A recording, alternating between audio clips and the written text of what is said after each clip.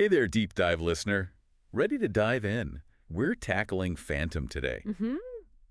Their 2018 white paper, specifically, Okay. a bit of time capsule, Yeah. but gives us a feel for where they thought they were going to shake things up. You know, It's always interesting to see those early ambitions. totally. And they don't waste any time. This one jumps right into it. Oh. So this 2018, blockchain's the hot new thing. But even back then, Mm-hmm. they point out the elephant in the room holding it back. Right, the barriers to entry. Exactly. Slow transactions, those fees. Yeah, they call them out specifically. Like a greatest hits of blockchain complaints, even in 2018. And some things never change, right? It's true. But what's interesting is how Fantom positions itself. Okay. Not just another blockchain. They're like, we're third generation. Yeah. Right. Like they're going to leapfrog over what came before. To really get why they were so gung-ho, you got to think like a business owner back then. Okay. If you're trying to USC blockchain, those slow transactions, killer. Yeah, I can imagine. Its customers kept waiting, it's missed opportunities. They down the drain. Exactly. Fantom wanted to fix that gap between the promise and the reality. Okay, so they knew the pain points, but the million-dollar question is, how? Well, that's where this opera thing comes in, right? You keep mentioning, yeah, is it the secret sauce? Opera, it does sound kind of dramatic, right? Like some big technological breakthrough. Well, they were really rethinking the whole structure of blockchain. Okay, how so? So traditional blockchains, they process transactions one after another. Yeah. Like, picture a line at the post office. Okay, makes sense. It works, but it gets slow, right? Right. Fantom ditches the line completely. They build their system on a DAG. A DAG? Yeah, a directed acyclic graph. Okay, I'll be honest, that sounds a bit more like textbook stuff than a revolution. I hear you, but think of it this way. Instead of one line at the post office, Yeah. you've got multiple counters open, all working at the same time. Oh, okay. That's kind of what a DAG does. It allows for parallel processing. So way faster transactions. Exactly. That's really interesting. So it's like Fantom took a look at the blockchain and said, we can have a whole network of superhighways here. That's a good way to put it. But how do they make sure everything runs smoothly with all that activity? We talk about this Lachesis protocol. What is that all about? That's the key. It's their consensus mechanism, how they make sure all the parts of the network agree. Right, but it's super speed, right? Exactly. It's crazy efficient, no usual bottlenecks. Got it, got it. But, you know, blockchain isn't exactly known for being, like, foolproof. Sure. Things can go wrong. What happens in Fantom if part of the network goes down? That's where Byzantine fault tolerance comes in. Okay. BFT, they call it.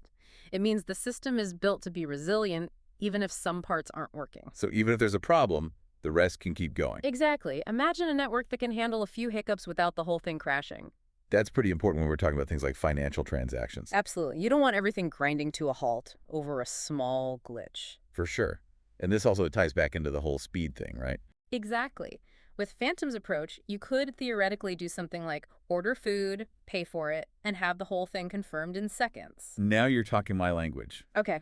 Okay, so they've got the speed, Yeah. but it seems like they wanted to do a lot more than just make things faster, more efficient. The white paper hints at a much bigger vision. This whole idea of smart contracts. It's like they really wanted to unlock the potential of blockchain for the real world. Smart contracts. Sounds futuristic, doesn't it? But the white paper uses this great example. A vending machine. Yeah. It's perfect. You meet the conditions. You get your snack. Exactly. No humans involved. Automating agreements, that's the heart of it. And doing it securely. But then Fantom takes it up a notch with this story data thing. Right. It's not just the agreement. It's like every step along the way gets recorded. It's like a super detailed logbook open for everyone to see. And because it's on the blockchain, It's tamper-proof. which makes it perfect for like real-world tracking, right? Exactly. Yeah. They even talk about food safety in the white paper. Yeah, I remember that. So you could track your food from the restaurant To your doorstep. and know like every single step it took, every handoff. Imagine the possibilities. Right. Not just for food either. Oh, absolutely. Supply chains, for example. Oh, yeah. You could track where materials come from. Make sure labor practices are ethical. All this stuff that's normally really hard to verify. Exactly. It's all right there on the blockchain for everyone to see. So, okay, we've got the speed, the scalability, smart contracts, this whole story data thing. Yeah. But how do they make sure everyone plays fair in this new Fantom world?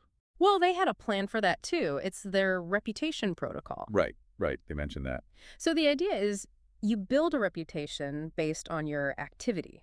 Like a credit score, but for Fantom. Exactly.